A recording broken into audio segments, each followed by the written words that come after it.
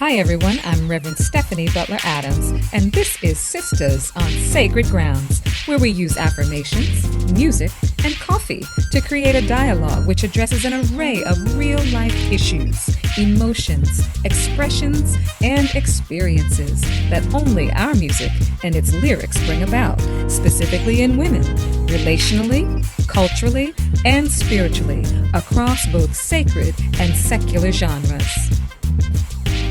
Sisters on Sacred Grounds.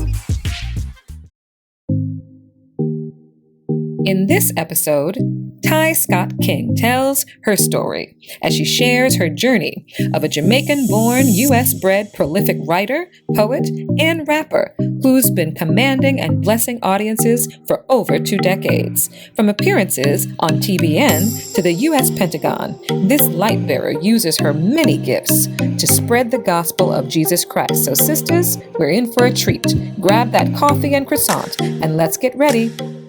Hey everybody, welcome once again to Sisters on Sacred Grounds. I'm your host, Reverend Stephanie Butler Adams, and we are so excited to be with you once again today. Thank you for tuning in. Listen, we've been doing a series called HerStory, and today we have a phenomenal special guest. Her name is Miss Ty Scott King, and she is going to talk to us about her story. Ty Scott King has been commanding and blessing audiences worldwide for over 2 decades. Jamaican-born and U.S.-bred, Ty is a prolific writer, poet, and rapper who's been featured in international radio ads for corporate giants such as McDonald's and Aveeno, and her music has ranked high on the Billboard charts, whether she's appearing on TBN, ministering at the U.S. Pentagon, or on Amazon's bestseller list. Ty says her purpose is to use her God-given gifts to spread the gospel of Jesus Christ. All right, welcome, Ty. Thank you, Rev. Steph. You look gorgeous. It's my pleasure to be here.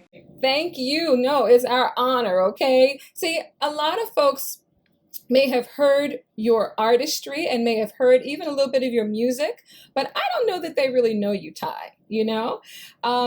I was so impressed, when I first met you.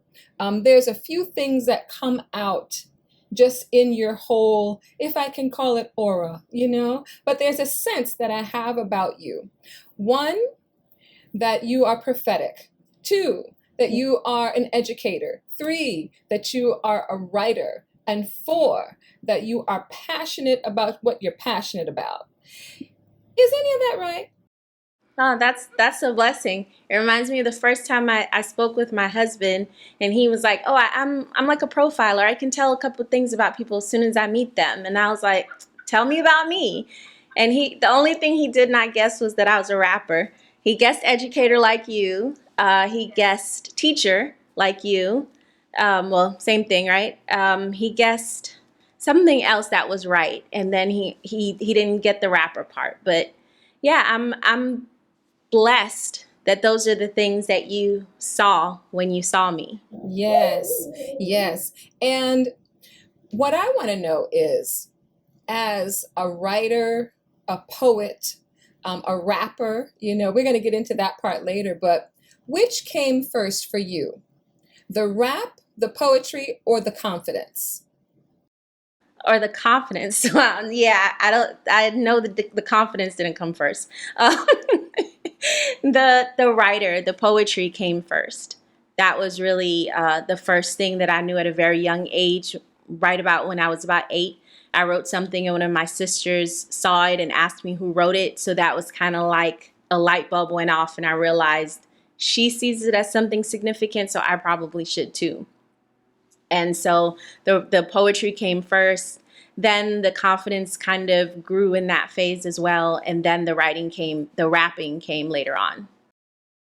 That's awesome. I mean, because to look at you, no one would ever guess that you were a rapper, but you do have a swag about you, girl. You got that girl rap swag going on. I auditioned for something once. They were looking for a female rapper, and it was something really big. It was like a international opportunity, and they liked me, but they said I didn't look enough like a rapper. I was like, what do I have to do, y'all? A rapper looks any kind of way they want to look. Well, see, now that's a stereotype. And so I'm going to ask you, I have so many questions, girl, that I want to ask you about, but I want to get it all in. So look, you're an independent artist. And so as an independent artist, I want you to talk to us about some of the joys and pains of that independence, but also you are kind of charting your own journey, in the music industry. Talk to us about that life as an independent artist. Yeah, it's there are a lot of pros and cons, like you said. I have had a lot of success as an independent artist that a lot of other independent artists haven't been able to accomplish. And now I always give the glory to God, because I know I don't half the time I don't know what I'm doing. I'm just being led. So as an independent artist, I've never been signed to a label. I've had a couple of contracts sent my way and decided those weren't the contracts I wanted to sign. Great people, great opportunities, just not my opportunity. And so I've been on the Billboard charts. I've ministered at the U.S. Pentagon. I've traveled internationally. All of these amazing things. But at the same time, when you're independent, you don't have the big budget that a lot of the people on the labels have. So God has just compensated for that over and over and over and over again. I've been able to work with people who are excellent at their craft, filmmakers who went to like film school and have produced videos for all these people. The very first video that that my song, I was in a group and we did a song called Till 6 in the Morning. Our very first video was shot by or directed by Christopher Play Martin. So it's like God just always provided. And being a solo independent artist, I've watched him do it over and over and over again. So there are things I've learned so much on my own as an independent artist that I probably would not be the ideal artist to be on a label, because I have a lot of input that I always want to give because I've learned so much. And I just think that when labels are looking for someone, they want someone that's a little more go with the flow, quiet. And I'm like, no, I've been independent since the early 2000s. I've got a lot of learning that I've done, and I want to have a say so as well. For the short time I was on an independent label for about a year. That didn't go so well. They had a lot of input that they were like, okay, well, if you appear this way one time, this is the way you have to appear every time. I'm like, no, these are my locks, they're mine, but I like to put them up in different styles. And they're like, no, you always have to wear your hair down. I'm like, it was just ridiculous. So that was just like a very short-lived thing. I'm glad you're sharing those scenarios, because those are things that you wonder, from the outside looking in. And then as an entrepreneur, I totally understand where you're coming from. I'm wondering now that you mentioned about your locks, right? You say that you're Jamaican born and U.S. bred. Yes. Now tell me, how do those two cultures feed into your artistry? It's always been a through line. So pretty much every song I have, every project I've done, if it's a full album, there's going to be some reggae on there somewhere. If it's just a single, there's probably going to be a verse where I'm saying something in patois, or I'm at least referencing something that's Jamaican. So my parents... I'm sorry, I'm getting excited now, because I'm like, can you give us a little taste of the patois? Just give a little taste of the patois, huh? God's gal I run this show. Them one shot, but them don't know. See, I been blessed from the day I born, and I chant out Christ from dusk till dawn. So me want you fi clear out me way, cause fire when I come through, damage I go and do. For the kingdom, yes, I bring some souls to him, and then him clean them, wean them, then him glean them, get them ready for the coming of the king. When the sky crack, I now go and hold back. Run to me, father, devil can't control that. Rat tat tat to him, nice him know that. I trap him every night and learn. But God run this in endless. Army of the Lord, tie, don't miss. Yes! Yes, Ty! Don't romp with her, okay? Don't do it. Don't do it. I love it. Oh my gosh, I love it. I love it. I love it. So, Ty, we've been in this pandemic for a long time. How has the pandemic affected your approach to your creativity and, just being innovative and your music? What has it done to you? What has happened? Yeah, it shifted things immediately. I had things on the schedule. I was gonna appear in places in public, in person. Um, and as soon as March 2020 rolled around, things just started getting canceled and everything went virtual. But it was such a blessing. I have a good friend of mine, and we always say God will like mess us into our blessing, mess us to bless us. And things were taken off the schedule in person, but my schedule was so much more full for virtual opportunities. And those were more global opportunities. People are you're at a venue in person, everybody wasn't streaming then. So it's like only the people who are there mainly are seeing it. But then once everything went virtual, it's like all this opportunity to get this international love from all over the place, from Bermuda to Jamaica to London to Canada. Opportunities just started to flow in. And I was like, man, I feel like I'm busier now than I was when stuff was in person. So it gave me an opportunity to write more. It gave me an opportunity to get back to playing the piano, which was something that I did growing up. And just the opportunity to connect with more people because everyone was now on the internet trying to make sure that they connected in that way. Wow, I think that is awesome. Something I tell people and have been telling people for the last couple of years in this pandemic is take advantage of this time and that we still have to create even in the crisis. And so my mantra has been be creative in the crisis. And so many things got birthed in a lot of artists. I think that performing arts and musicians and singers, I think we did well, even though initially it was a shock because, we're performers and we're used to being on stage and being in front of a lot of people. But then, just like you said, it opened up a whole new world for us globally, so that so many more people got to experience the of who you are even. So I just wondered about, you mentioned you had more time to write, and I know that you just wrote a children's book, and I think it's your first one. So I want you to tell me, was that something that was birthed, as a result of, COVID and being at home? And what was your motivation? What inspired you to write your first children's book? Sure. So I wrote this book and I actually have it here. I love the cover, so I always show it off. Um, I actually wrote it years ago when I was working at a museum in Alabama and I would have downtime and I was like, I just want to write a book that it shows a little brown girl like me and inspires people, even, kids specifically, that even when they think, oh, I'm young or I'm too little or I'm too this or I'm too that they can make a big difference.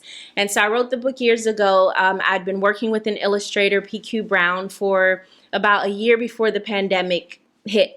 And we were basically working through all of the scenes in the book, and he had started to create, and we were meeting up weekly to make sure it got done. And then the pandemic hit, he continued to work on it, and he finished up right around mid-March of 2020. And I held on to it because 2021, I'm sorry. I held on to it because I just felt like there was a timing that God was going to make sure that I released it in. And I just took the time to pray and just ask God to open doors for it. And I'm so blessed because it's become an Amazon bestseller. And I found something that I wrote recently where I was like, I want to write a book, children's book, and I want it to be a New York Times or Amazon best-selling book. And I was just like, God, you just do all things so well. And so the pandemic time really allowed me to create a plan for the book because I wouldn't have had the time to be able to do that if the world was still spinning as fast as it had been before. That's beautiful. Can you tell us the name of the book, please? Absolutely. The book is called How Lily Miss Saved the Lilliputian Tree. Girl, that's a tongue tie. That's a tongue twister. I'm like, wait a minute. I love it. Well, as a fellow children's book author, I think it is important for us to show little brown girls and little black girls and children of color, so that we can contribute to our own culture. So I applaud you. I congratulate you for taking that leap. And so that many, many, many more folks are blessed when they pick up that book. Y'all go get the book. Say it one more time. How Lily Miss Saved the Lilliputian Tree. So the website is very easy. You don't have to look for it. Just go to lilymiss.com, and that's Lily with an I. I love it. I love it. Ty, now we had started talking about the stereotypes, of folks look at you and they're like, you're not a rapper, whatever, right? But when it comes to female rappers, and especially the ones that are out and doing things today, the ones that we see, I mean, I guess I could say, because I know you, and I understand what maybe they would say. Well, you don't look like, because you don't have half your clothes off. You're not exposing yourself, all those things, and a lot of times rappers, especially the female ones, I mean, I think some of them are marvelous. They're just edgy. They're all of that. But there's this over sexualization that happens when it comes to this. How on earth are you navigating through that? And do you do what you do? Because I mean, you got, like I said, you're swaggy. You're swaggy, and you know how to be sexy when you got to be sexy. But I love the fact that you balance it all. You know what I mean? So talk to us about navigating that part of a female rapper. Yeah, it's I've been in majority male dominated spaces, and so it's always interesting to be that woman in those types of environments. And I honestly feel like God has given me the gift to walk in the middle. And I say that in terms of, I'm Jamaican, but I was raised here in America. I'm a poet, but I'm also a rapper. I'm a Christian, but I live in the world and I do, things that are in like the non-Christian environment all the time. So I think for me, like I know a lot of people who ascribe to the sexy Christian. That's just never been my thing. I was a tomboy growing up. I wore the baggy jeans, my hat, the brim was down to here. Like, that's just how I was. And so it wasn't this thing where and then I went through a phase where everything was super short. I'm not going to lie. But But naturally, it's just my style. I'm not really into like showing everything off, but I do see a lot of that over sexuality in the music industry in general. And I just feel like there's a place for everybody. If that's how you feel like you need to climb the ranks, do whatever, that's that's on that person. For me, I would rather people see a substance and not just look at the outward and say, oh, I know what she's all about already. Yeah, I think that's fabulous, and that you don't have to compromise your own style. I love style. I love color. I love it all. I'm just like, just come and be your own authentic self. And if it shows up one way, then cool. Like how you mentioned earlier, some days you want to put your hair up, some days you want to twist it around, Right. Whatever. Just do you. But I love the Exactly. fact that you have stood your ground, and you can throw on the baggy jeans and a baseball cap, but then you can get the heels and the stilettos and rock that too. Yes. I love it. I love it. I love it. And my heels are very, very high. I seen them. And look, y'all, she can walk in those heels, okay? She can completely and totally walk in them. No. I had to learn how to jump around on stage and move around in them. So yeah.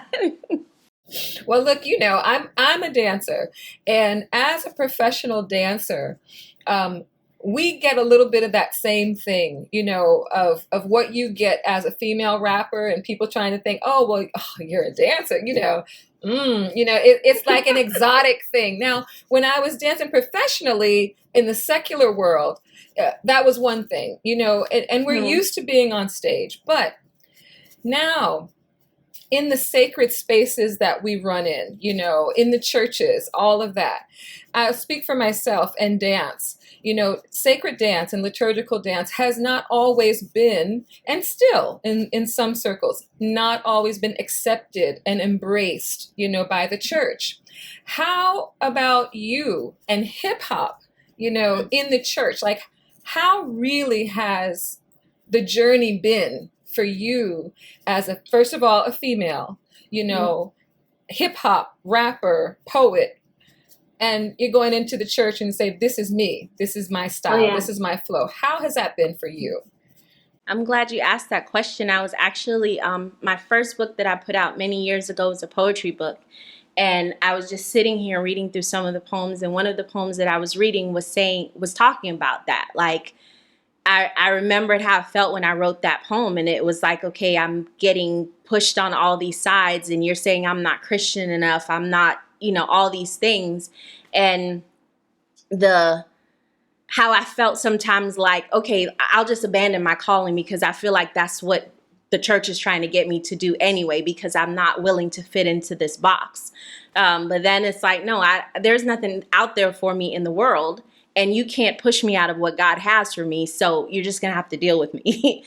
And that's been what I feel like is my story. But I do feel like I've gotten, in Jamaica, we call it, you give somebody a blight. Like, I've gotten a little bit of a pass because I'm a poet. So I can lead with that poetry. And I always joke, I'm like, okay, I'm going to do a poem. I'm going to get you to like me. And then the beat's going to drop. But it's going to be too late. You already like me. So you'll be fine. So poetry has really opened doors for me in that way. And then people feel a little bit comfortable. They see that I'm talking about sacred things. I'm sharing the gospel. And they're like, okay, I can trust you. So now I'll let you do something else. And so it's been a struggle. There have definitely been churches where I'm like, yeah, I'll probably never be able to come back here because they didn't really know what to expect for whatever reason, even though this is what I show them all the time. But I would say 90% of the places that I've been invited back to because people are just, I've been the first in a lot of places. And once that door opens and they see the fruit, that it's actually blessing people and people are coming to Christ because of it, it's like, okay, well, you can come back, or you can help us kick something off because we have youth who want to maybe do this too. If you can help us to kind of grow the youth ministry, show them that it's okay, that we accept it. So I've had some challenges, but I would say it's been more acceptable. People have been more accepting because I think they see my heart a little bit once I do the poetry, and then they're like, okay, well, we can deal with this.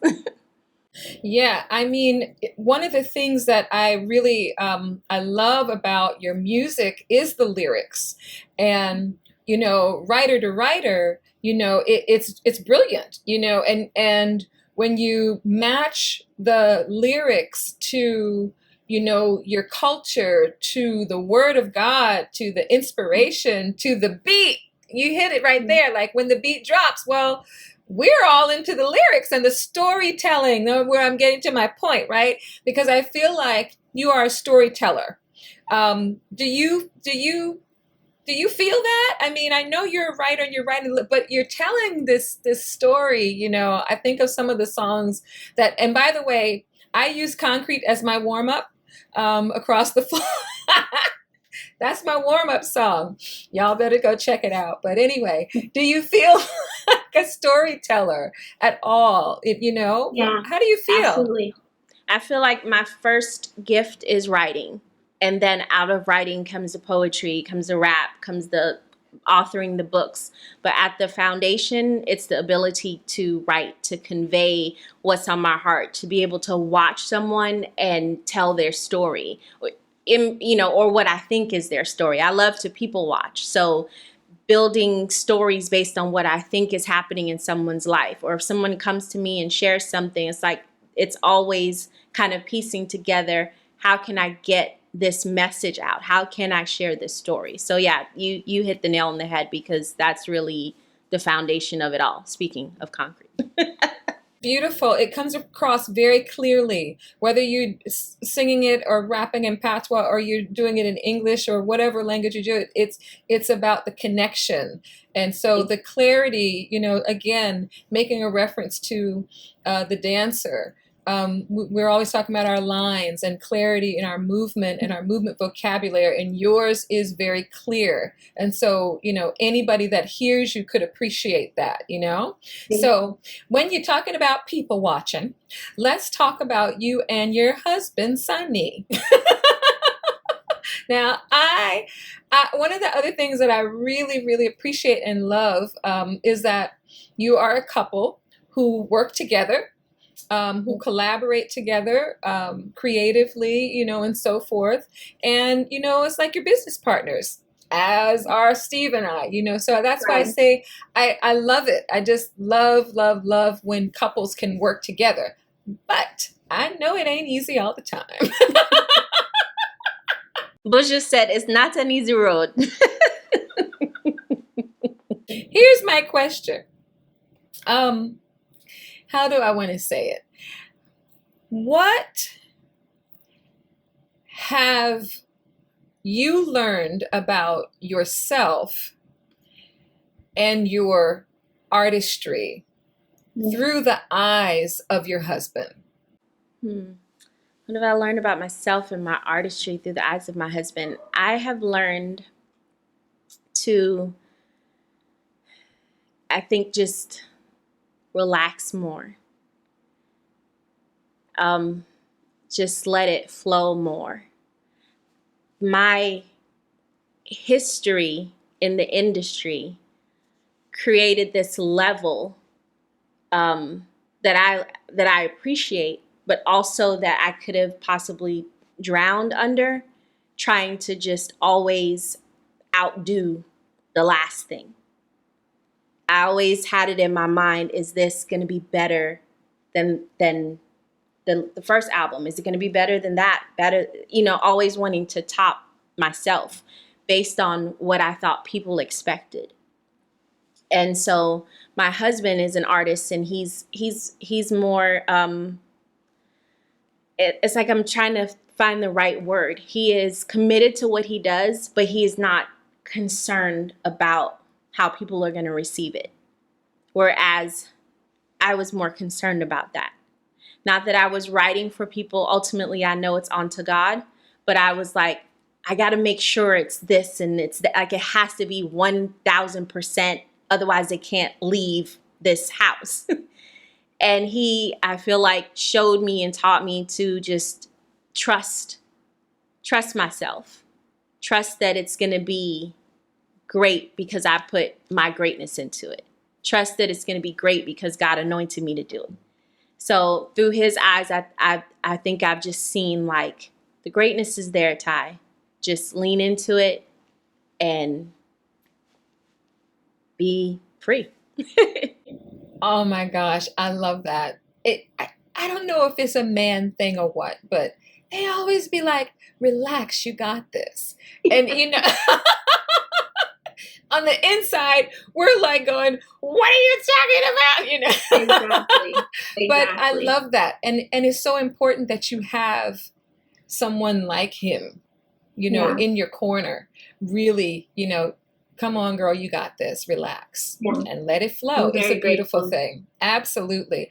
I have enjoyed this conversation. I really could talk to you so much longer, but we must end this conversation.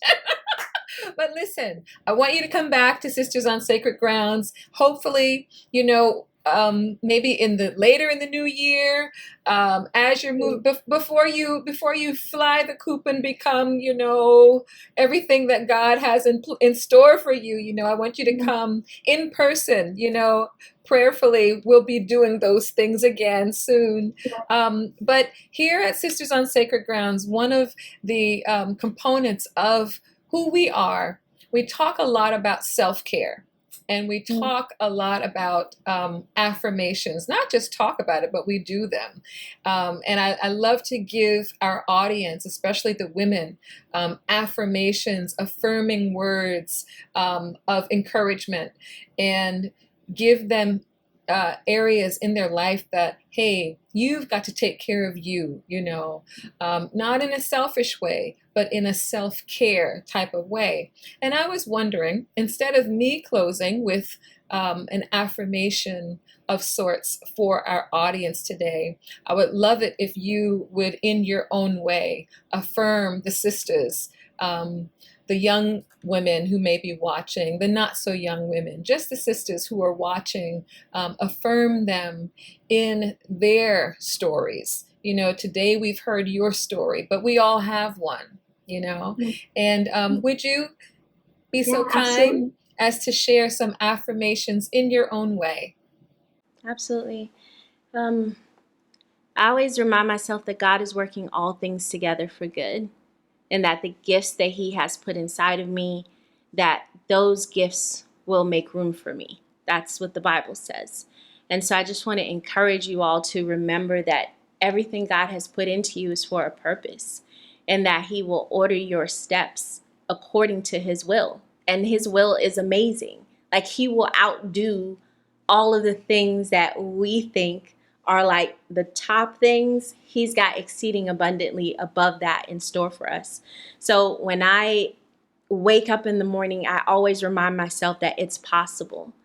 That is a simple statement that drives me through the day. And I just want to release that to you all and hope that it helps you when you're feeling like something isn't going to work out.